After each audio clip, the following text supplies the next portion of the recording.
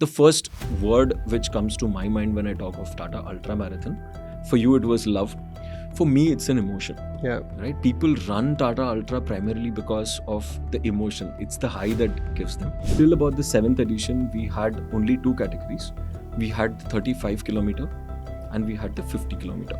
Now, why 35 and why 50 is a question mark which many runners had till they do TUM. In fact, this is the only marathon, I suppose, which continued even through pandemic. This is not just 8 kilometers on top of doing a full marathon or a few kilometers on top of doing a half. Wow. It's not that, it's a different ball game. We never feature superstars. She rides an auto rickshaw for her livelihood, but running is her passion, fitness is a passion. We had another person who is a pani puri chaat seller. Should they be staying very close to the start line and then walk, or they should bring the cars in the morning? I'm asking these silly questions because when we are going for the first time, we want to figure out all of these things. What do I carry to Lonavala? I know you get chikki. Do you get cappuccino as well? Do you get espresso as well? Honestly, this should be one of the things your content team should do it. Actually, honestly. yes, we should. Yeah. A checklist of Yeah. what are the things. Yeah. Good, thanks. If you're coming from Mumbai, ye karo. If Delhi se aa rahe ho, Pune, to ye karo. Lonavala 12 degree feels like in Mumbai, 2 sweaters with muffler. In Delhi. and a monkey cap kept as reserve.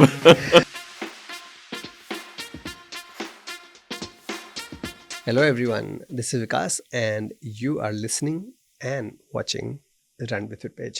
Today is episode number 209, and as I said before, we are continuing to focus on a race that is very dear to us. We are talking about Tata Ultra Marathon.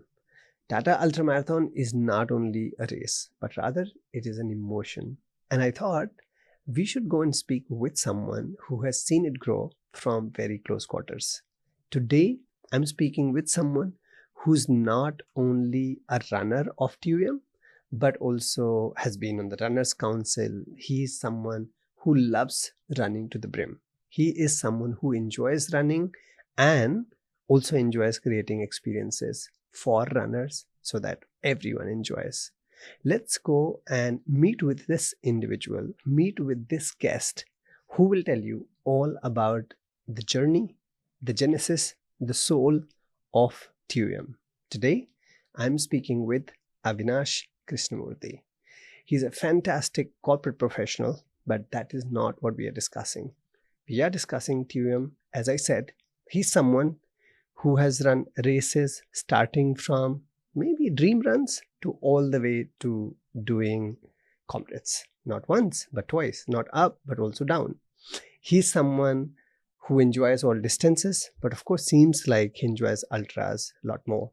Let's discuss ABC of TUM, and possibly this will help you motivate a little more and go and run the TUM this season, or maybe plan for the next season. Avinash, fantastic to have you with us today. It's an absolute pleasure to discuss all about TUM. Thank you so much, Vikas, for the kind and gracious introduction. And I could literally see the passion of you introducing TUM. I think that same passion runs across so many people whom I know and I've interacted with. So thank you. Thank you so much for having me on this podcast. I would consider it an absolute privilege because you've been somebody who's been doing so much right for this space of running. I think today when a runner looks at a brand, looks at someone who's doing it right, the first name that comes to their mind is Fitpage, and you've been anchoring that. So thank you so much, Vikas, for the wonderful things you've done for the running fraternity at large. Thank you. But let's stop pleasing each other and discuss about TUM. But before we get into that, let's know a little more about your running journey as to how running happened to you, right? We'll get to how TUM happened to you. Sure. But before that, how did you evolve to be a runner? Were you a runner since your childhood? Did you pick up later, or how has it been? Sure. Thanks. Going back to childhood, Vikas, I would admit that sports has always been a constant factor in my life. Say, be it from the school days. My school had a lot of sports happening back then. So in one form or the other, sports continued to be, but nothing as major as doing it on a very systematic way. Once I got into the work life, there would hardly be time for anything more to be done than work. and it's somewhere in the year 2008 is when so I work for the Tata Group, a very prestigious Yeah. group which I'm associated with. And back in 2008 is when I got registered for the dream run in the Mumbai Marathon. Back then, a company used to encourage us to go and participate just to have a fun and feel of it. So 2008, I would, to my memory, would be my first tryst with running, or a formal running, if I may way to call it, right? Over the next 3 years, because I would continue doing the dream run format, till I realized that there is something more to it. And somewhere the dream run was restricting me from getting to my dream, right? So in 2012, I suppose I made this bold jump. And back then, because we never had a 10-kilometer format, Yeah. it was either the dream run or directly into the half marathon. Yeah. So I took a bold step. I signed up for the half marathon. And in my own little way, whatever little I knew, Yeah. unscientific, if I may want to call it, I started practicing for it. So I think 2 to 3 months of practice, trying to go on the weekends, trying to do whatever little I could, trying to do during the weekdays, maybe a day or two, finally led me to participating and completing my first 21-kilometer run back in 2012. That is a feeling I still remember, because it was a dichotomy. Yeah. On one side, I had the jubilation of having completed running 21 kilometers, which I never thought I would ever do. And on the other side, I had every organ of my body screeching at me that, what have you done to us? Yeah. So that's where the thought prevailed. And again, long story short, from 12 onwards, I consistently kept running. So I think one thing that worked for me is to sign up for events. Yeah. That kind of helped, because that puts an endpoint and you start practicing towards it. So along with a hectic job, we kept doing it. And thankfully for us, back in the organization, we had a very beautiful running culture that was parallelly developing. Yeah. Our then CEO and the current chairman of the Tata Group, Mr. N. Chandrasekharan, he happens to be one person who's inspired me and Yeah, all thousands of us, people yeah. and millions of people across the Yeah, globe. yeah. So I would always call him as my run mentor. What he instilled back then, that everybody in the organization needs to own up for their own fitness, and the organization would take another step forward, where for every step you take towards fitness, we will also add a monetary value to that and do something for the social cause. So I think this was a more powerful messaging that also came from the organization. And since we had a good fitness wellness culture getting developed, it kind of aided the whole process. Yeah. Right. So from 2012 till about 2017, I continued with different formats of half marathons across India, I would say. It took me places wherever there used to be a good run happening. I would maybe travel to Delhi at times. I would travel to Hyderabad. I would travel to different places. And along with running, I would also get to experience that city, experience the flavor of the city. Now came 2018, Vikas, where the Tata Group bidded for the Mumbai Marathon, and we got the title sponsorship. I think that was a reckoning moment. When we saw this happening, I told to myself that when the organization is taking such a big, giant leap in this direction, there is something special which I also need to do to myself. So I think silently I went and registered for the marathon, which we also call it as the full marathon, the 42-kilometer run. And silently I started practicing on my own. I knew that having done 21, it's just about starting your race again at the finish line of the 21. But that required a lot. And given that I had never done that kind of a distance, one thing that I did was maybe, approach runners like you who've already done the 42 before and pick up one tip from them. Take that one tip, try to incorporate that. And for all you know, that might just work on the race day. And it did. So I completed successfully the 42 kilometers. And I think one muscle that I exercised throughout, right from my dream run till the full marathon, was my cheek muscle. I would never stop smiling. Really? Yeah. So even at the 42nd kilometer, you would always see me smiling, because I think that is what gives me the power, the energy to go ahead. And running by nature itself gives me a lot of happiness and joy. And that's where I continue to be invested into the running space till now. Wow. So 18 was the year where I could break from my own shackles and say that, yes, I can also run the marathon distance. So that's been the running journey from, say, a 2008 to a 2018, a decade of running, from a dream run to running my dream. Now, since you also mentioned about Tata Ultra Marathon, that is the same year when our chairman had this audacious dream, saying that why don't we have a world-class ultra marathon event in this side of the country? Because we have multiple races happening across India, but what about having something special here? Yeah. Right? He also knew that, like me, there were many other runners who wanted to break that barrier of doing a half marathon and getting into a full marathon, and maybe the ones who are doing a full marathon getting into the ultra space. So he said, why don't we look at providing a world-class event which can provide that launch pad? And I think from that very noble and powerful idea was born the whole concept of Tata Ultra Marathon. And what better a place than the Sahyadri ranges, which we have just a stone throw distance from Mumbai at Lonavala, a place where chairman has frequented a lot, and chairman has also stayed a lot over there.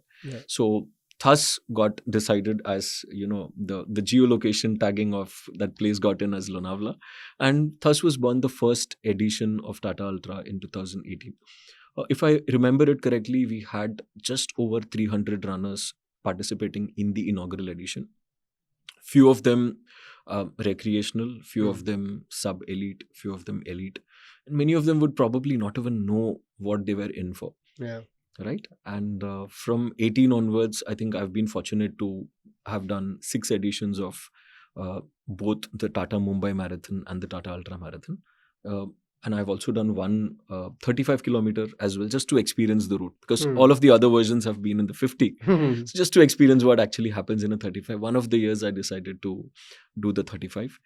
And that further led me to thinking that, okay, since I have entered into the ultramarathon space, why don't I just push myself a little more? Right. Thus came COVID in 2020. And that kind of brought a lot of dreams to a standstill. And that's where people were kind of reassessing many things, not just running, but their lives in general. So once we slowly came out of the whole pandemic sort of situation, I decided to pick up where we had left from. So I had, one thing I had ensured is to keep the fitness mantra on. And then in 2022, I decided that, okay, I'm going to take the giant leap. And that's where I signed up boldly for Comrades. Now, Comrades, while most of our viewers would know, Comrades is the greatest ultimate human race, as they would call it. It's a grueling 90-kilometer run in South Africa, where we run from Durban city to Pietermaritzburg on 1 year, and the next year it would be from Pietermaritzburg to Durban. So having done Tata Ultra, I thought it's just doing a Tata Ultra in a foreign location, right? That's how I kind of manipulated my own psychology. And as they would say, right, the psychology imprints your physiology. So it's ultimately what you think is what manifests. So 2003 saw me going strong onto debuting on my first ever Comrades marathon. And 2023. I'm sorry, I stand corrected. 2023 is when the first Comrades marathon happened, and that was magic. Going as an Indian contingent, the closest you could get to representing your country on an informal spot. I think that's where all the magic happened. Staying on course for 12 hours, enduring 90 kilometers of running, something I'd never done before. So challenging the limits, breaking those barriers, and finally telling yourself at the end of it that, yes, you dreamt about it, you dreamt and you did it. I think that was something very, very special. One of those finest moments in my life where I could proudly say that, yes, I dreamt about it and I achieved it. So that happened, and again 24 I wanted to experience the course the other way around. So I Right. said, why don't I do the down run and the up run on consecutive years? So that's where my running journey has finally got me into Vikas. And I think it's been rewarding in every stage. Indeed. Yeah. It has been, and more importantly, uh, it has evolved me as a better human being, if I were to say, and not just as a runner. So I think that's been the greatest life lesson which I take Yeah. and which I reflect upon. Yeah. Quite a journey, and look, it seems about right the way you have progressed, because when we start running particularly longer distances, for us to be able to keep at it for a long term, to be able to sustain it, it has to progress slowly, right? That's right. You were in the dream run for a while, and Right. then you graduated to being half marathoner, and then ultra. But it has taken a while. It's Yeah. not a 90 days weight loss challenge. Yeah, absolutely. It's not 100 days of running. Right. It is a way of living, right? And I think that's the gist of a long distance endurance sport, that it is much like the life itself, right? That you pick up this sport which you can possibly play for lifetime, right? Right. And it is so nice to see that you've been at it now for about 15 years, and continuing to grow strong. You're someone who's also inspiring people in your own way, because you are contributing to the running overall, and more particularly in and about TUM, being on the Runners Council, taking feedback from runners, figuring out how to improve the experiences of runners. Right. Because on one hand, you have learned what a runner requires, and on the other hand, you're also listening to other runners, That's right. and then helping set the course, helping put the race in a way that it is more inclusive, it is more appreciated, it is little less painful. Yeah. Because Yeah. running, while it sounds all fancy and cool, at the finish line of every race that I have done, particularly, I have never has been a case when I have not cursed myself Right. that why am I doing it, right? It's very painful, let me tell True. you. True. And I guess regardless of how much you train, it's been painful for everyone. And so Absolutely. if there is anything that can be done to reduce that pain, is it's appreciated. And so thank you for doing what you are. Now let's dig a little Mm. deeper into TUM. 7 editions have gone by. I guess eighth one is now in few weeks, and I'll hopefully be doing the 35 That's this nice. year, which you did once. It Yes. seems now I feel like I should do the longer one, but not trained for it. But when we think of Mm. TUM, honestly there's a lot of love that you hear about this race. I'm saying this not because we are Mm. speaking, Mm. but I'm saying this because when I speak to runners, they think it's their ultimate destination for the year from endurance test point of Right. view, and they train very dearly. And even in my backyard at the Cane Road, I see a bunch of them running a lot of times, and this race has had its own journey ever Yes. since it started, from 300 odd people to becoming a race which is super good. One of the things I always see about this race is the social media of TUM is so active throughout the year. It Right. just seems like the race is never over, Right. right?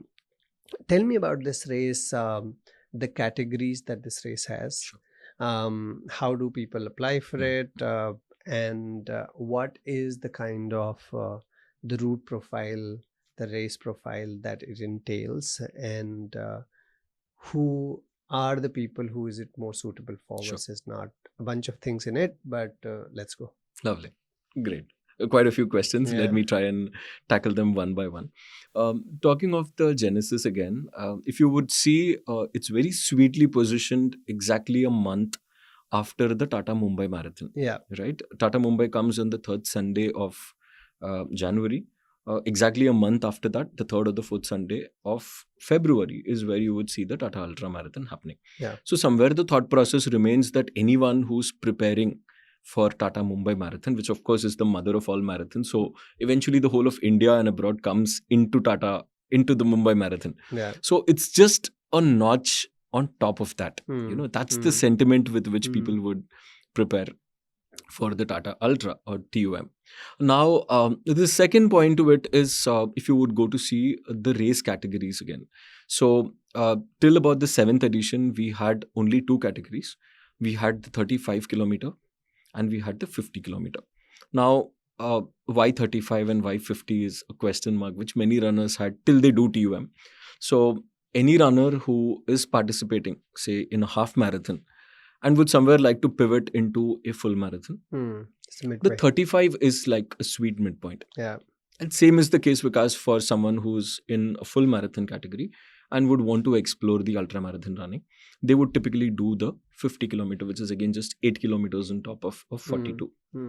Right now, this year specifically, we've also introduced the 75 kilometer category, which is purely by invitation, because over the years, this is one brand that has really grown in numbers. So if you go to see, we had about 300 runners in the first edition. In 2009, we added roughly about 500 more runners, and we had about 800. 2019. So 2019, we had about 800 odd runners. Again, another increase of 500 runners. We had about, say, 1,300 runners in the year 2020. Now came COVID, and obviously the numbers had to drop. We had, in fact, this is the only marathon, I suppose, which continued even through pandemic, because it was February. We had time till the next February, and I think with some bit of date or some bit of moving of the month, etc., we ensured that in that calendar year, we could still do a very small version of it, primarily because it was an ask from the runner side. So I think we shifted the month and we could still do it with maybe about 200 odd runners. We still continued, the idea being that we did not want the brand to come to a standstill. So given that it is Lonavala, given that we could still manage it with all the protocols, we had a very small bunch of people with, I think, social distancing norms kept in place to the strictest possible way. We still managed to do that run. And going from there, I think we've really picked up on the participation. So today when I see from a 1300, we've gone places. The last edition, we saw almost about 3,000 plus registrations coming, which is an all-time high for any ultramarathon race in the country today. Right now, again, when I look at cities, till the 6th edition, because we used to have participants from, say, over 100 cities, that number tripled. In the last edition, we had registrations from more than 300 cities in India. And that's a fabulous number for any marathon organizer to look at, and also to appreciate and celebrate the diversity of people who are actually coming in. I think that gave a lot of confidence to us, saying that yes, here is a property which runners love. Right. And again, very encouraging to see more than 12% women participation. I think that's always been at the center of anything that we do in terms of the inclusivity part and the equal opportunity given for women runners to also come and participate. I think that's something which Tata Ultra, through its different campaigns, has managed to achieve. So that's what has brought us till here. And today, if you ask me in terms of registration, I think we certainly have crossed. I might be spilling the beans here too early, but we've already crossed last year's number in terms of registration, and we are hopeful that we will reach another milestone this year when it comes to the number of people sheerly out of enthusiasm and not out of push who are participating in the Tata Ultra Marathon. So that's more on the number side. Now let's come to the emotion, as you mentioned, right? The first word which comes to my mind when I talk of Tata Ultra Marathon, for you it was love. For me, it's an emotion. Right? People run Tata Ultra primarily because of the emotion. It's the high that gives them. And earlier, because the running season or the running calendar, if you go to see, we have an off season, we have an on season, we have a pre-season. It would typically end with a Tata Mumbai. People then go on vacation. They say no more running for 6 months, or maybe, do it on a minimal safe mode. But here we've just pushed it by another month, and we said, okay, let's end the season on a high note, and let's end it on a high note. When I say a high note, we're actually doing it on top of the hill. Right? So again, the race has undergone a lot of change. Today, we start the race at a very beautiful stadium of sorts. It's called as the Dawoodi Bohra Stadium, which is in Lonavala. Runners get to start with a ramp. You go onto a ramp. I'm sure you did it last year. And then the route just unfolds itself. Yeah. Right? You have so many beautiful points which you come across the way. So I think at the 5th kilometer, you encounter INS Shivaji, Yeah. which is the naval station for training, which we have. And pretty steep hill there. Pretty after. steep hill there, yes. Yeah. After that is where the climb actually begins. You reach Tiger Point at about 10 kilometers. You reach the next point which you have is the Cloud 9 resort, Yeah. which is at the 15 kilometer. And then on you have different milestone points that you would actually go. Yeah. The beauty is that once you start, maybe till Bushi Dam, you have a flat course, and that's where the hill starts to entice you. You know, once the hill comes, I think then you would see the entire pack getting distributed as far as their profiling is concerned. So it's a beautiful run to do for recreational runners who've never done a hill run before. I think it's a must to do, because you actually get to experience what hill runs or what ultra running is all about. Right? So that's my way of profiling the route from a very macro point of view. And again, the beauty is because the way you go up is the way you come down. So instead of looking at 50 and 35, I would rather tell our viewers that just look at it as doing 25.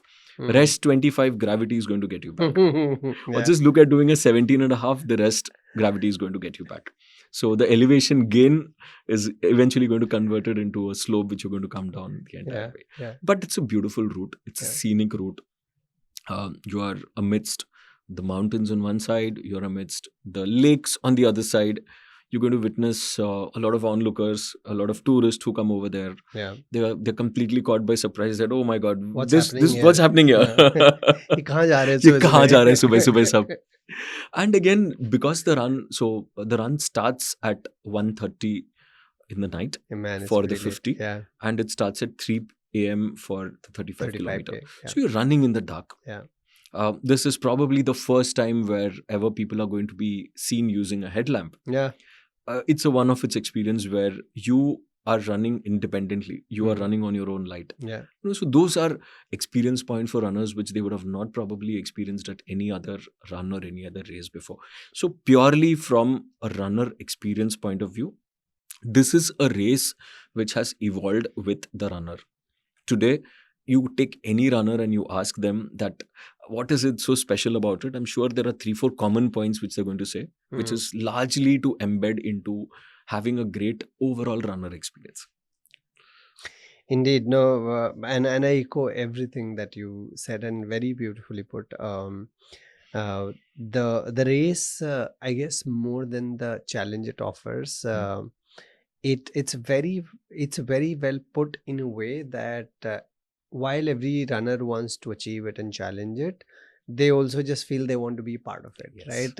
And that's the beauty of this race. It while it's difficult, it's not scary. You want to go and challenge it. You want to go and conquer it in some way or another. Now let's say you covered the distances, you covered the route profile to a great degree, and you sold it really well as well. In case someone wanted any more persuasion, here it is, right? It's a really beautiful, really beautiful course. Now, when people are thinking of this race, how should they plan from training perspective? Look, the only place where we find elevation, and at times I laugh at it, is we think Pedder Road is an elevation, right? And you multiply that into 10 and 20, you get close to TUM's elevation, right? Now, how do you want to approach it if I were to be a runner who wants to go and train for it? So that, not that there is a lot of time left now, because you know the time it will take for you to adapt, you'll very soon be tapering and then going to the race. But what do you think are some of the approaches that can be taken, because you have run it 6 times so far, that you think will help people versus not? Great. So let me try and break it into 3 sections so that we are able to do justice to the question. First things first, as you rightly said, it's too late in the day to be doing anything because we are in the tapering phase, right? One thing which not all of us again are blessed, Vikas, is the lack of elevation or the lack of hills. One thing which I did personally is I would look at any flyover that's close to my place. And whatever little 200, 250 meter of elevation I used to get on the flyover, I would do Safely. multiple repetitions of that. So that's something that's really worked for me, and that's something which most people can kind of adapt and do, because I'm sure finding a safe section of that flyover is what you need to look at, not Yeah. endangering your own self and safety. Second is, I would often urge people to also use the staircases at their homes or their offices, which also provide a very good strength and conditioning, especially when you are embracing these hills. Yeah. If your office is on whichever floor, ensure that up, down, you're doing that. You go for your lunch break, take the stairs. Don't take... So anything that you're getting without putting in any extra additional effort during the day, minus your training, that is something which people can look at incorporating. That's the second part. The third part to it, I would say, is that when you're approaching the course itself, more than the preparation part, I think whenever you see a hill, you could quickly break into a brisk walk. This is something you would see a lot of runners doing at TUM. Right? The moment they reach, say, any of the points over there, at the moment they reach INS Shivaji, you would immediately see all of them breaking into a brisk walk. So you could have a strategy which is split into three parts. The moment you see an elevation, get into a brisk walk. The moment you see a flat, you could pace consistently. The moment you see a decline, you can increase your pace. So I generally follow the 8-7-6 rule. A comfortable pace of maybe 8:30, 8:50 when you're doing the brisk walk. Maybe a 7:30 pace when you're on the flats, when you're on the plateaus, when you're on the tabletops. And when you're going down the hill, you could easily accelerate that to maybe a 7 or a 6:30 pace, depending on what kind of pace you're actually looking at. And if you're a faster runner, obviously you can extrapolate the same model to a faster pace. If you're a more slower runner who's just doing it for the first time, try and do it at a lower pace. So these are small hacks that are going to help you in kind of navigating that entire course. Otherwise, from a preparation point of time, yes, doing at least 2 hill repeat session during your entire week. I'm sure everyone has a calendar, right? They would do 2 days of strength and conditioning. They would do an interval training. So closer to TUM, maybe 2 months, 3 months, while you're also interpersing it with your TMM preparation, I would say choose one day in the week where you're doing the hill repeats as your interval training. And at the same time, the other day, you could probably do a tempo run, etc. with some elevation. And at the same time, your weekend runs, you're going to do your MSDs and your LSDs, your medium slow runs and your long slow runs, distance runs. Those could all be done in places where there are elevation. So very similar to a Comrades training, people would typically go and do these runs in a Malabar Hill. They would go to, all of the other places which are there. So we used to go hunting. We would go to different parts of the city just to ensure that we are preparing well for Tata Ultra.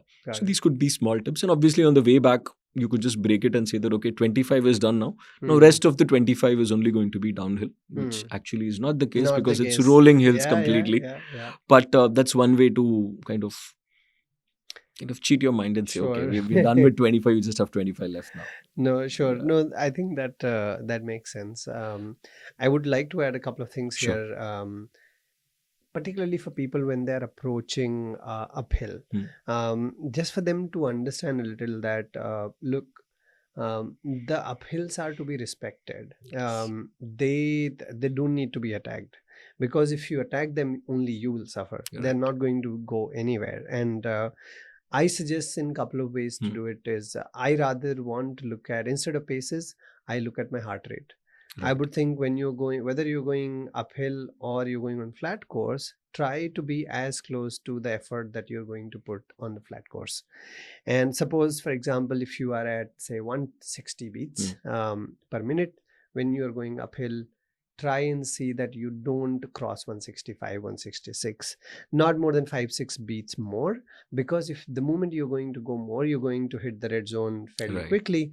And the lactic acid buildup that will happen, you will not be able to clear it and suffer a lot more later. I guess it will just help us, if we manage this, it will help us have a little less painful race. Also, when people are approaching the uphill, the smaller steps, higher cadence, landing closer to the body, looking down closer to the ground, closer to your body, is something that will help people, because it's just basic science, basic physics, right? If you are landing away from the body, for you to take the next step, you're going to travel a lot longer because you're on an elevated surface. That's right. And that will create a lot more impact on the body. True. And you'll not have a lot left when you are coming down, because your legs will not have enough strength left That's right. to attend to the downhill. I also suggest when people are taking downhill, you should not look at the heart rate. Heart rate. I agree. Primarily also because when you're going downhill, because the way the heart rates are monitored and measured, the heart rate that you will see will be a lot lower. It will not be any close to where you were on the flat course, and you will think you can run faster. Yes, of course, but if you don't run still close to your body and balanced, you will either have a fall or you'll start to get aches and pains and fatigues very That's very right. quickly. So I thought I should just butt in a No, little, beautiful and points. that will help. Good that you stitched it in. And in fact, I remember this saying that whenever you approach the hills, you respect the hill, Yeah. and the hills will reward you. Yeah. So very beautifully put across. And maybe just another point to add over there. One common mistake which I've seen people do, especially on the climbs, is Yeah. that they also fail to hydrate themselves well. Because so maybe I thought it's a right time to put in this question. Yeah. So it's more about trying to hydrate yourself at regular intervals, sticking to a hydration plan, a fueling plan if they are able to put that before. And at the same time, let them not wait till their body wants to actually have it. Yeah. They always say, right, don't take when you feel like having it, take Yeah. when you want to have it. So Yeah. don't wait till the point that your body touches a complete reserve Yeah. and then start fueling, because it takes time to kick in. Yeah. So regular hydration is going to help them in a very big way. Yeah. And yes, the other point, as you mentioned, when they're going downhill, they need to be even more careful. People Yeah. think they can accelerate. Yeah. We have seen instances where people lose orientation. Yeah. You also have instances where you're taking a sharp turn, Yeah. you're taking Have a a hairpin fall, bend, they yeah. may have a fall, Yeah. or they may lose orientation, they may get cramps, a Yeah. lot of these things. So I think it has to be a mindful break. They need to have a mindful breakup of the entire course, Yeah. and be able to stick to the plan. Yeah. So I think that's going to be what will call out a success and a failure on that course. No, I agree. Yeah. And maybe the point on hydration and fueling particularly that you talked about, I want to maybe spend a couple Sure. of minutes explaining this. I have seen Mm. even in our regular road races, for example, TMM, I've seen as people approach Pedder Road, just before Pedder Road, they'll have a gel. That let me Right. have a gel, now I'll attack the Pedder Road. And it's such a poor strategy that is, right? For two reasons. One, you are consuming a gel right before you're going to attack a higher effort course, and so your body is going to be busy trying to manage the effort. Your heart is going to be busy there, and then you want for it to digest as well. Right. Second, if you are taking it too close to the elevation, it will take couple of minutes first to settle in and start to work, and by then you have crossed the uphill anyway. So Right.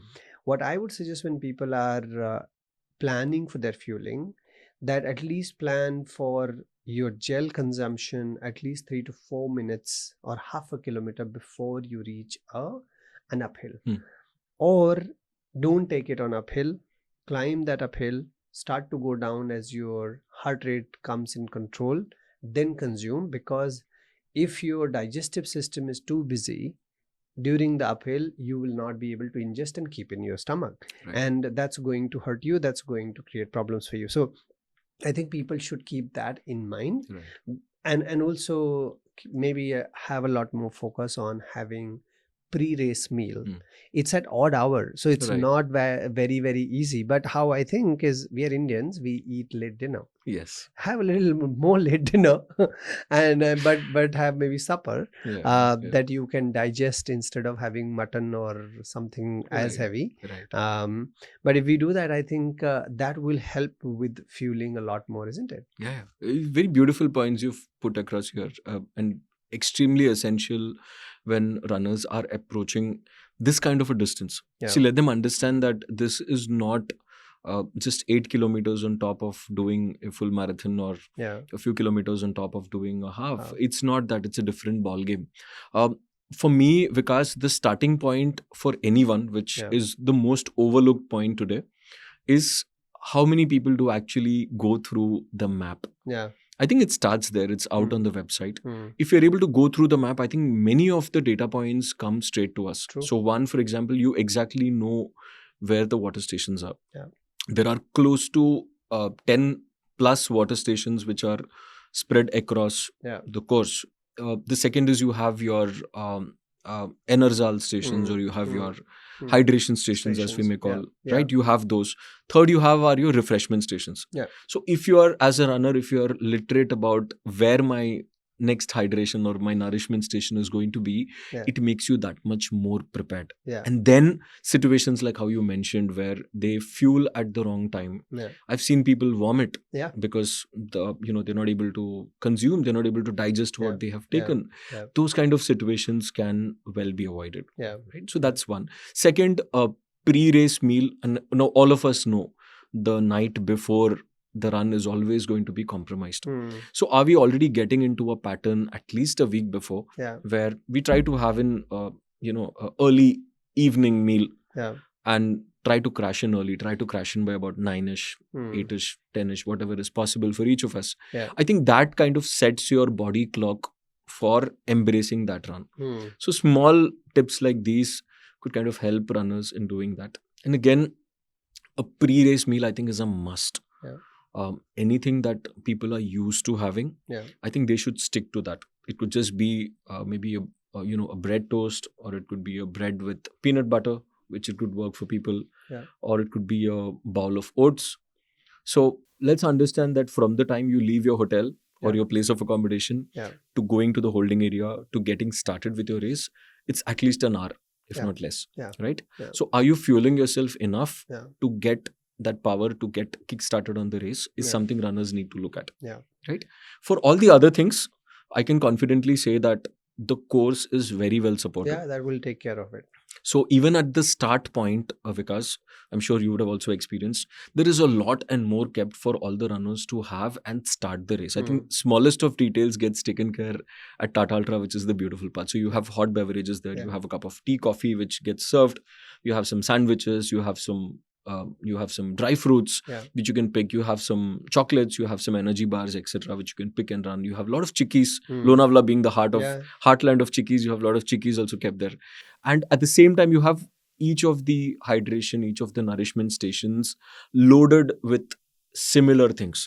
So as a runner, until and unless you're very particular about the kind of things that you would want to have during a race, Yeah. there is enough and more for all the runners. So you're never going to run out of any of these. And in my own personal experience as a runner, even at the last kilometer, Vikas, I have seen the stations are always full. And the beauty about the run is that they wait for the last runner to come. Yeah. Till then, they never wind up on those stations. So crowd support and the core support is, I think, two things which people talk really high about Tata Ultra. And that's something which I have personally experienced. Yeah. Yeah. So that is something which is going to aid on top of what fueling strategy that people are going to have on the race day. Yeah. So those are two additional points on top of what you mentioned. It's a very good point. And also the point where you said people should have pre-race food. That's so important.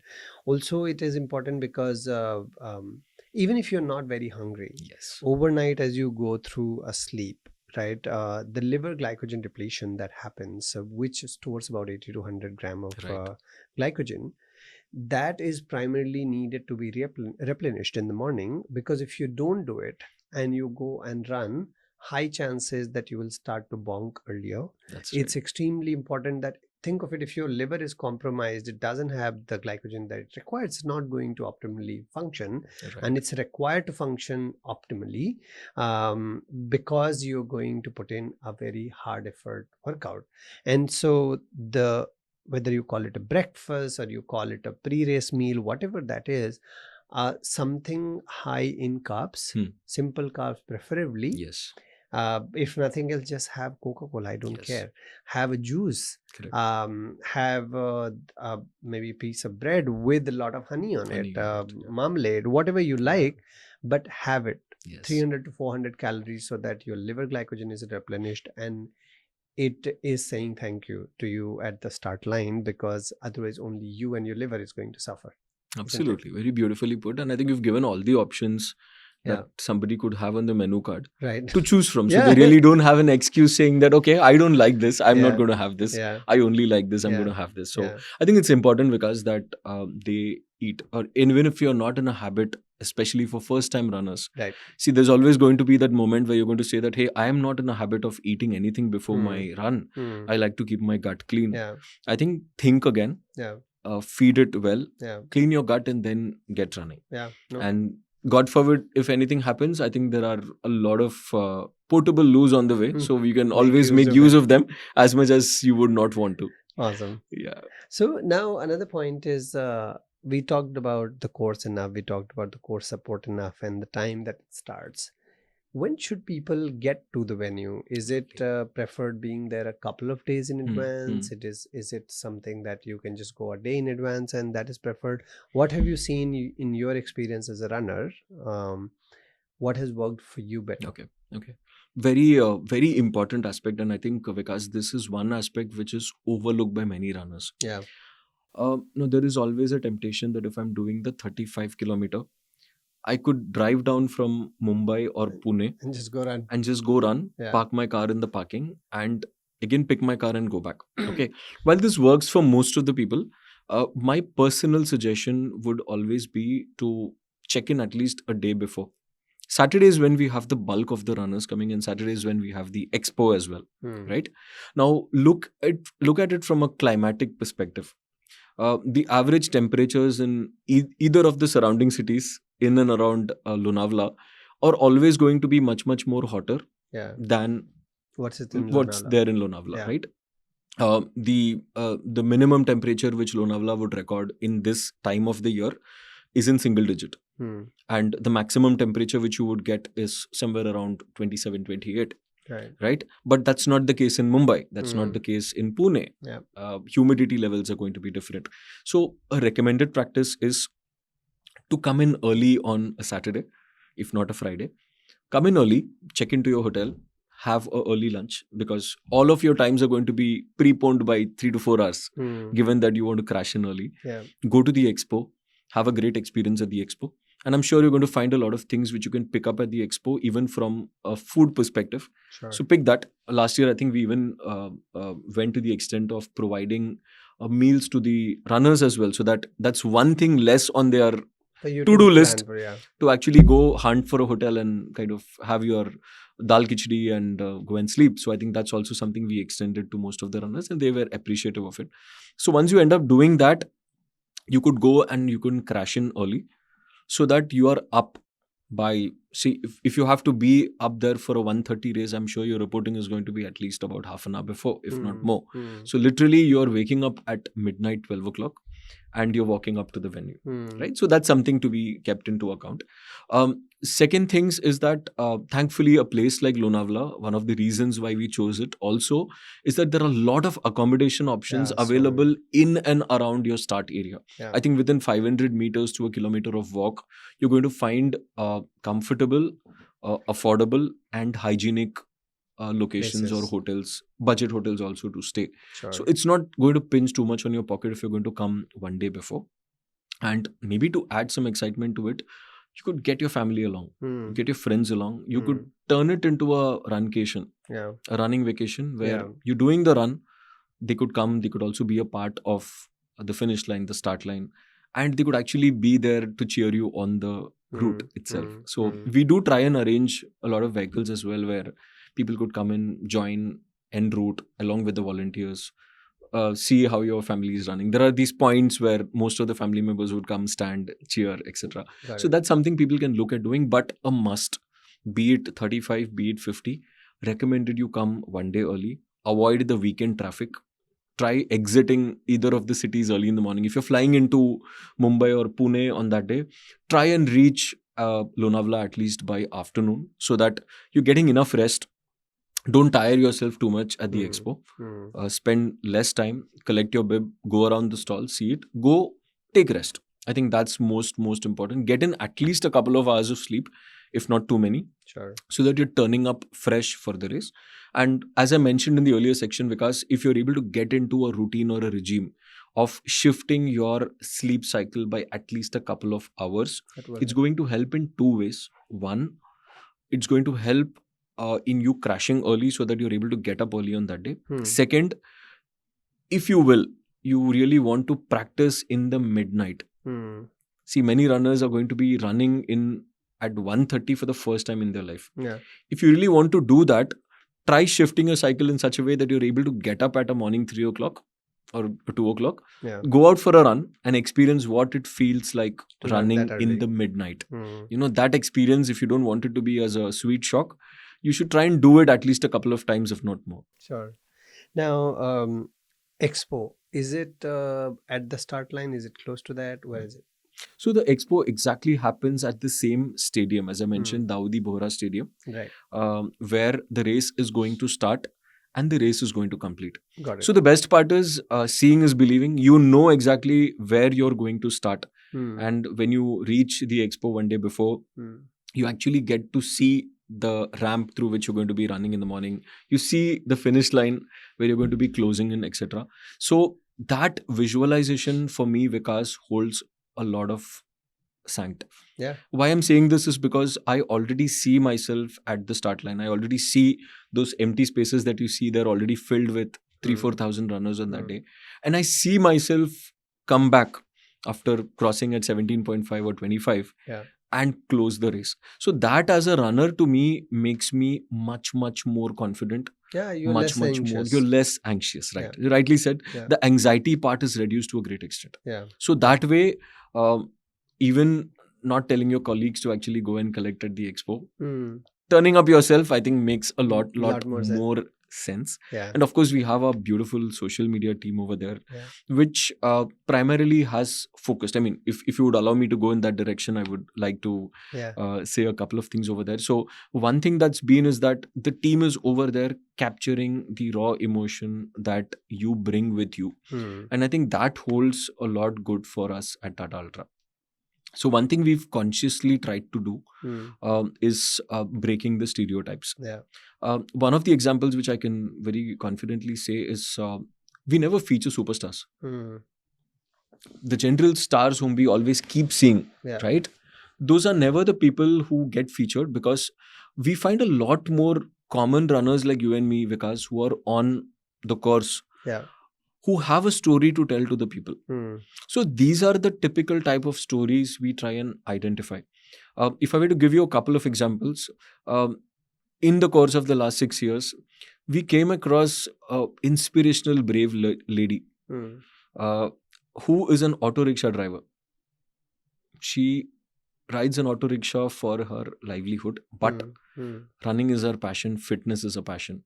She participates in Mumbai in the Tata Ultra Marathon. Okay, so her story is something we brought on to the forefront. We had another person who is a pani puri chaat seller. He makes a livelihood by selling chaat. He used to see people run and he used to wonder, what are these people doing?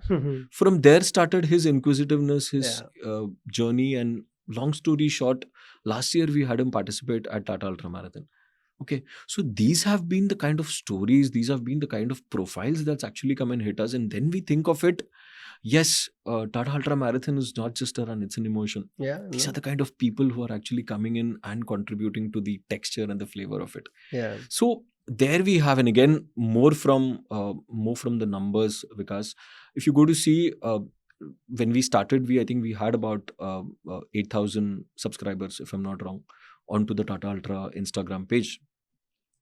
It then went on to, I think in the next year, it went on to about 50,000. This I'm talking of the last 3 years. 50,000 followers. Last year, we hit 270,000 subscribers. See, that kind of a scale, I think, talks a lot about why people want to be associated with that brand. Yeah, and by the way, just for record, no other running event in the country has that kind of following. No other event. I know the numbers fairly well of most of the bigger races, and actually it's not even 50% of it. That's right. And so what you say is very right. And honestly, huge kudos to the social media team, Media the team. team that creates content. Right. It's organic, it's authentic, it's inclusive, it's community driven, it's in Hindi, it's in English. Exactly. Yeah. It's very close to our natural selves, Very true. right? It's not that influencer led No, it's content. not. No. Ek reel, ek story ka bana do. That's not Exactly. what it is, and True. that's what also differentiates it. Very true. And that's why, like I said, it's something right in the start, that it's a race that all of us love for these reasons, right? It just seems like it's built by the runners for the runners. And honestly, huge thanks to everyone who has put this together. Yes. Just one last question around the race, as people are thinking about it. What would you think, from their planning perspective? Should they be staying very close to the start line and then walk, or they should bring the cars in the morning? I'm asking these silly questions because when we are going for the first time, we want to figure out all of these things. What do I carry to Lonavala? I know you get chikki. Do you get cappuccino as well? Do you get espresso as well? How is it weather-wise? Do I need to carry my winter clothes? Mumbai guys, like, we wear mufflers even at weather of 20 degrees Celsius, right? So how do you plan for all of these? No, I think these are the small details, Vikas, which really hold importance, and I'm glad you're bringing that on. Honestly, this should be one of the things your content team should do. Actually, honestly, yes, we should a checklist of what are the things. Good, thanks. If you're coming from Mumbai, ye karo. If you're coming from Pune, to ye karo. So rightly said, I think we'll tell our social media team to kind of put in a small video over there telling that, okay, guys coming from Mumbai, this is what you need to do as a checklist. Guys coming from Delhi, this is what you not need to do, because you don't need to carry cold. It's much clothing. like I'm just thinking, as you were talking about, visualizing it, that Lonavala 12 degree feels like in Mumbai 2 sweaters with muffler. In Delhi and a monkey cap kept as reserve. In Delhi feels like just going singlet or whatever. Exactly, right? Exactly my point. So that's how the race is going to unfold. See, I think right at the start, you're going to start feeling really warm. So I would really not recommend people to come over layered onto the race. There are going to be those sections in between where it's going to get a little cold, a little chilly. So you may want to have your clothes on, but quite honestly, I've never felt chilly or I've never felt cold during the entire course of the race. So that's something where you can continue being on comfortable clothing. That's the first submission. Second, as I told you, temperatures vary from maybe a single digit, like 8-9 degrees to so again, the early morning sunset is sunrise is at 7 a.m. That's where Lonavala gets its sunrise, and you typically see the dark moving to the light between 6:30 and 7. 6:45 is where you have the dawn time. Okay, so this is where the whole place will light up. So again, you can extrapolate that depending on the time when you're starting. If you're starting at say 1:30, you're about 5 hours into the race, and do you really want to carry so much of clothing on you? So that's something which people can actually look at taking it easy. It's not that cold. They can continue to be on singlets or sleeveless, etc. The other part to it is I think the elevation part. So for majority of the course, you're going to be like, it's only on your way back that you will actually see the daybreak. You know, for the rest of the time you are with your running headlamps. So one point I would like to mention here, Vikas, is that people who are not used to wearing headlamps, I think you can start practicing that maybe on your last 2 runs. That helps a lot, because let's understand it's a 50-gram thing that's going to dangle on your forehead, how much ever you like it or not. So quick cheats to that is you may want to put it on top of a cap so that it doesn't disturb you much, or you wear it around your waist. Or there are also those ones where you strap it around your body. You know, these are small things you can do. And again, on the lumens part, I've seen a fundamental mistake being done by many runners where they pick up a headlamp which doesn't have sufficient lumens to light up even 5 meters from where they're seeing. Yeah. So a typical recommendation, again, just a recommendation, nothing scientific about it, is anything which is above, say, 200, 400 lumens Yeah. is good enough to light up that place. And And the especially battery should last. the battery should last. So I would At that lumen. at that Yeah, lumens, that's exactly. also So important. that's very Yeah. important. Yeah. So the best thing to do is actually run that device, put a set of batteries on it and run it in the highest thing to just see how long is it going to come. Yeah. You may just want to keep 4 or 3 extra AAA batteries along with you. That's Yeah. not going to be much difficult, but losing out on not the having light is a dangerous proposition to run into. So Right. that's something you do. Yeah. Again, on the shoe part, Yeah. I think that's something which many people kind of overthink, that do I have to have a completely separate set of shoes that I need to be using for it? My answer to it would be, let's understand this is not a trail run. Yeah. This is an ultra run which you're running on asphalt. You're running on the road. Yeah. Okay. So your existing shoes are good enough, except that you don't want any new things happening on that day. True. Don't inaugurate a new shoe on True. the day of your Tata Ultra. True. Right? At the same time, if it has sufficient cushioning. So one phenomena which runners running elevated slopes are going to experience is that the space between your toe and the space between the shoe, that is going to get challenged, pushed, compromised. Yeah. So if it's not a comfortable fit, I would recommend that you get into the most comfortable pair of shoes which has got good enough cushioning. Yeah. That I think is going to see you through the way. And again, grip. Yeah. Shoes that are worn out, shoes that have already seen the kilometers, shoes that are good on flat surfaces Yeah. may not work here, because when you're coming down the slope, you need something that's going to hold you back. Yeah. So that's something which you can do on the shoe front. Yeah. Otherwise, I would see a lot of runners, ultra runners especially, running with a hydration vest. That's something you can again pick and choose. Yeah. I see a lot of people keeping hydration, nutrition, etc. on that. That's again a personal choice. But then the stations are so full that you really would not need anything additional, and you'll have the volunteers actually reach out to you and give these things to you. I'll honestly feast on what's on the course than Likewise. carrying a vest and be worried about another weight and Another also weight chafing. to carry. Chafing, yes. Yeah, is Big something thing. that one has to. I think what you said is very right. 2 important things. One on the shoes and second on the selection of headgear. From a light point of view, so important. And this is where these are both the things where people should not be looking at cutting cost, right? We love discounts. All of us do. But यहाँ पे torch नहीं चलेगी. Right? You have to think of a high lumen headgear that will last for at least double the number of hours of what you need. Rightly put, that much is needed, because when you start the run, you want brighter light. True. You would see that, hey, let me go all out, and after a point you'll see now my headlamp is not going to continue glowing at this rate, so you'd want to reduce it, and that's not fun. Also on the shoes, like what you said, what I suggest personally is shoes and socks both. Socks should have some padding. Yes, because when you're going downhill, your fingernails, your toes are going to be really squished, and while you will get black toenails, that's the least of your botherings at this stage, but you should see that you're not getting a lot of blisters. That's right. No matter how much you have practiced, you will not have simulated the entire course of downhill. It's a lot, and for a longer period of time. So it's important that you at least reduce the impact of it as much as possible. Having the cushion padded socks will help. Have some more space because your feet swell. Right. And so don't make it too tight. Otherwise, the blood flow will be restricted and you might be suffering. And the shoes, I suggest a little higher heel to toe drop. Right. So that your calves are not activated all the time. You are a little relaxed. This is not the time to go wear your flat shoes or trainers.